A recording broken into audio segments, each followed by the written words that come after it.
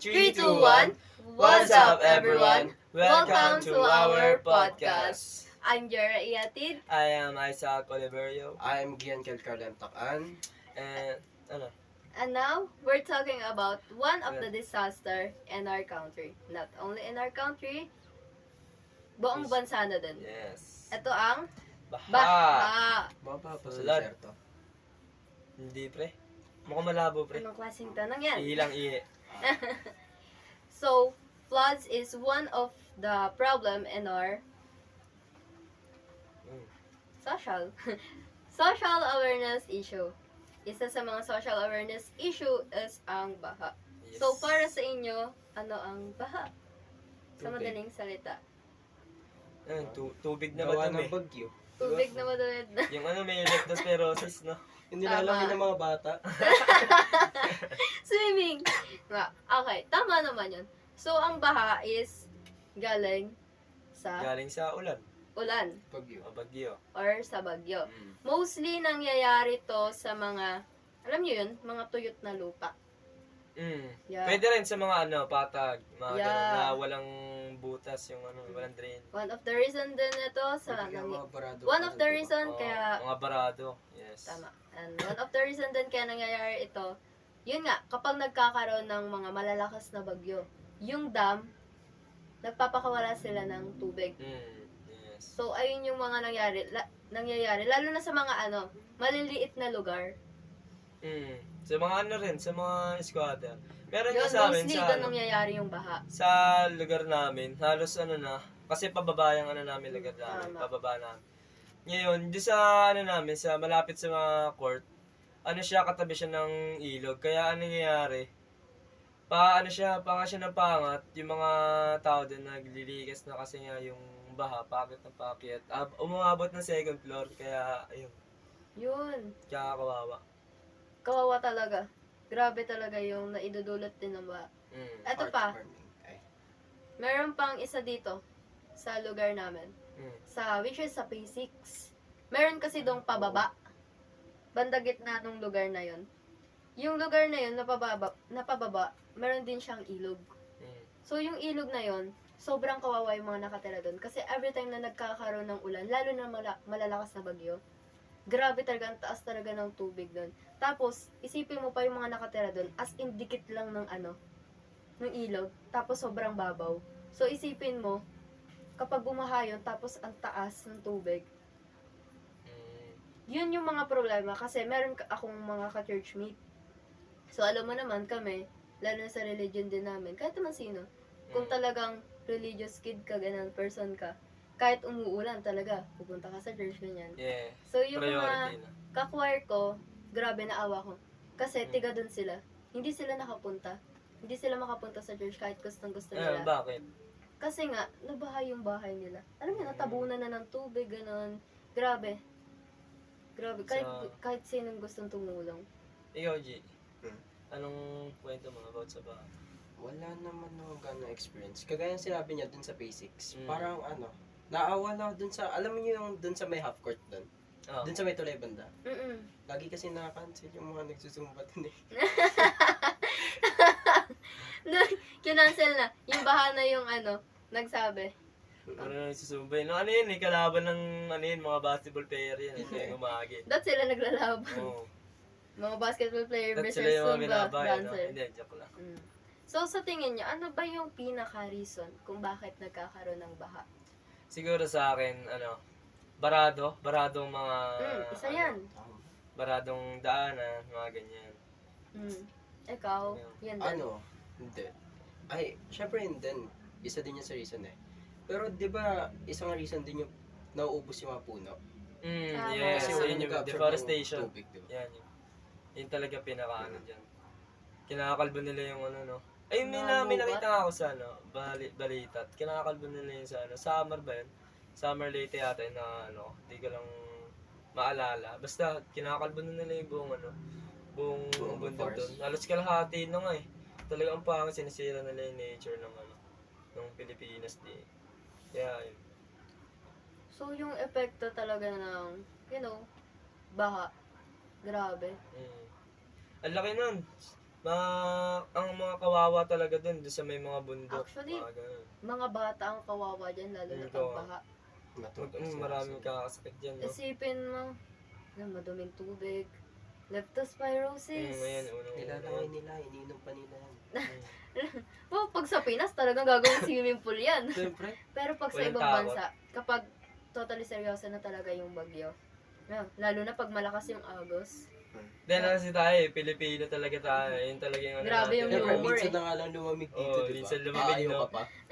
Saan na lang makatikim ng dagat, pre, no? Yes. Pero yung pinaka-isa sa mga hindi nakakatuwa kapag nagkakaroon ng baha is maraming namamatay. Yun. Lalo na kapag grabe yung taas talaga. Merong mga lugar na ganun. About sa ano, leptospirosis nga, yung binalita rin yun, ang dami ng ano din eh. Ang daming nasa doon dahil yan sa baha na yan. Kasi nga nagkabagyo, di ba? Tama. Na ano, kaya ayun. Sobrang laking epekto, ang daming nawala ng buhay. Daming na hospital, daming na isolate. Isipin mo, yun nga, pag nagkakaroon ng baha, one of the reason is yung mga baradong kanal. Kung barado yung mga kanal, tapos nagkaroon pa ng malakas na bagyo, talagang babaha yun. Paano pa kaya kapag yung dam nagpakawala ng tubig? Isipin mo, ang daming mapeperwisyo dun. Sa amin, sa ano namin, sa bahay namin, sa bahay kasi namin malapit talaga doon ilog. Yung ano, sa De La Costa. Ah, okay. Malapit Yun kami talaga. doon. Mataas na yun, ha? Ano kasi siya, boy, parang tawag dito. Yung ilog na yon, ano siya, parang nakakonect siya sa Lamesa Dam. Kaya kapag once na nagpapakawala yung Lamesa, di ba dyan lang yung sa Boracay yung Lamesa Dam? Mm-mm. Kapag once na nagpapakawala yan, kapag umuulan, malakas yung ulan, ganun. Talagang halos, agos ng malakas kapag natakay ka dun, halos, 50-50 ka dun eh. Siguro nga, 80-20, mga ganun eh. Mm-mm. Di mo lang alam kung makakalangoy ka pa na lakas dahil sa current ng tubig. And talagang tawag dito, umaapaw siya hanggang sa namin, sa may creek ba ang tawag doon? Yung malaking wall. Yun Bandang dyan sa dulo ba iyo. kayo ng De La Costa? Hindi naman, halos tabi lang kami, Isipin mo. connect lang kami ng Isipin mo, hindi pa kayo bandang dulo. Yung Ano De pa La yun? Costa, ang laking tulay na nun, ang taas na tulay na nun, tapos ganun, umaabot pa sa ganun. Halos talaga, may nakita rin kami kasi naligo kami ng ulan nun. Ang laki ng agos talaga. Yung naapakan namin dun sa Middle Coast, nakababa pa kami dun sa ilog dati kasi. Ngayon, yung yung compare mo siya sa dati kapag umuulan. Halos ang laki na, halos malapit na dun sa may tulay mismo, and taas-taas ng tulay dun sa De La Costa. Kaya, ganun talaga agos pati mga bahay dun sa katabi ng ilog. So kahit din talaga nasisira yung baha na yan. Dami na mamatay dyan. Grabe talaga. Yes. Pero sa tingin nyo, dito tayo ngayon. Ano yung pwedeng mga gawin para maiwasan yan? Kasi isipin mo, kahit gobyerno, kahit gusto nila tumulong, hindi sila makatulong. Yung kay Marcos, nga yun? Hindi ko alam yun. Yung sa flood control. Yun ba yun yung 5-5 flood control? Hindi ko lang May ginawa ba siya? Talala ko lang kasi yung kay Rafi. Antaste na. Sige, ano yun? Antaste na. Snow? Hindi, walang connect yun. Hindi ko na maalala eh. Basta flood control doon yung sinabi ni yung pinaano ni Marcos. Maano lang siya, ang doon nun, function doon nun. Hindi siya nakakapagpatigil ng baha. Ang nangyayari lang, nabasa ko na to sa TikTok. Sa TikTok kasi maraming talaga. Oo. Parang baha siya pero parang mas napapabilis niya na mawala yung baha dun sa lugar na yun. Ganon gumagana daw yung flood control. So like parang, magkakaroon pa rin ng baha sa lugar na yun, pero hindi siya Hindi na ganun ganun tataas katagal. or katagal. Oo. So, Yes. isa rin sa makakatulong. Ganda rin. Pero, isa talaga, para ma-maintain natin yung mga natin, para hindi na magkaroon ng baha, either, Kontrolin mo yung pagtapon ng basura.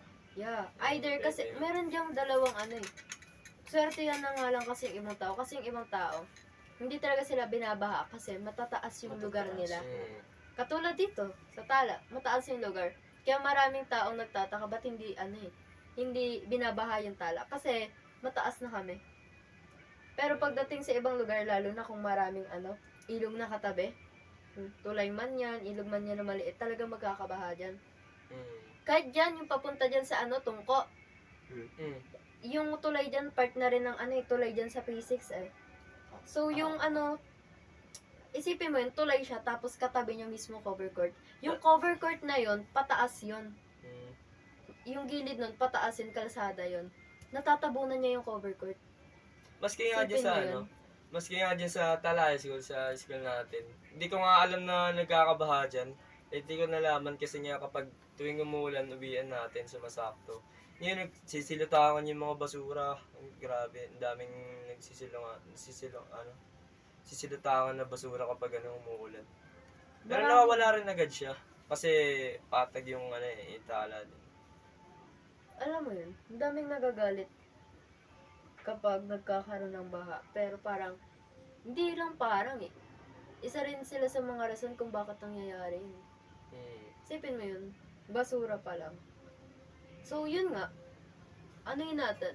Para hindi magkaroon ng baha, i-maintain na lang natin yung kalinisan natin, lalo na sa lugar natin. Tapon kayo sa tamang basura. Ayan. Yan. Magtapon kayo sa Magtulungan tamang tayo na basurahan. lang din Pili magtutulungan. na kasi mga basurahan dito eh. Kaya yung iba kung saan na nagtatapon. Kung alam nyo naman na walang basurahan sa daan, Dalhin nyo na lang muna yung ibulsa nyo na lang muna, hawakan nyo na lang muna, ilagay nyo na lang muna sa bag na kung may bag man kayong Saka dala. malaking tulong din yun sa ecosystem. Yes. Tama. Tapos, sa bahay, ayun nga, kapag, kunyari, kumakain kayo ng junk foods, nagpapalamig kayo, tapos sa madadaanan nyo, walang basura, yun nga, hawakan nyo na lang, ibulsan nyo na lang, ilagay nyo sa bag nyo. Then, pag uwi nyo, plastic nyo. Kasi, meron naman dyan sa bawat lugar natin, umiikot na mga truck ng basura. So, kailangan alam nyo, or alamin nyo kung kailan yun pumupunta, either madaling araw kasi yun or gabi. So, doon kayo magtapon kung saan sa lugar nyo tinatapon yung mga basura.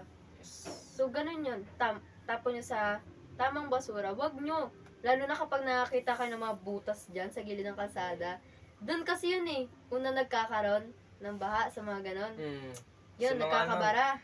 Ang tawag nun sa mga ganon na butas. Sa mga gutter. Oo, ganon, sa gutter. Papalamig ka ng cup. Oo, mga drainage. Ayan.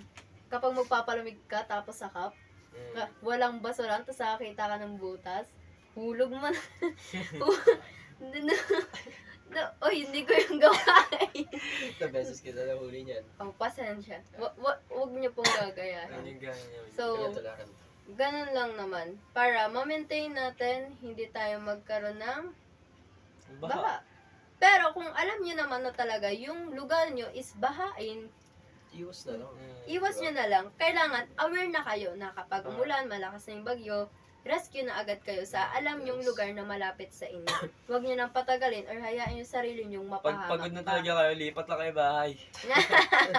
Oh, Iyaan nyo na yung bahay nyo dyan. kung may kaya naman talaga kayo, kung kaya nyong bitawan yung bahay nyo, lipat na kayo. Lipat na kayo. Pero as much as you can, na kung wala talagang, alam nyo na, ganon, nandun lang talaga kayo nakatira, be aware na ganun yung Sure. lugar nyo. So, para kapag umulan, bumaha, is, yun, hindi kayo mapapahamak. Maliligtas nyo yung sarili nyo.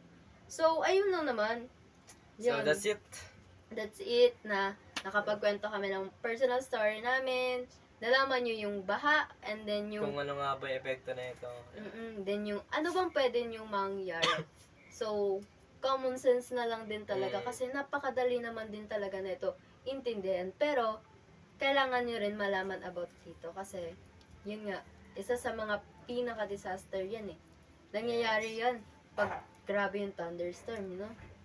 So, again, I'm Jory Yatid, Isaac Oliverio. Kian Carlo Takan. and thank you Thank you. for Thank you. listening sa aming podcast. Naway ito'y makatulong sa inyo. Bye! Di kami salot guys.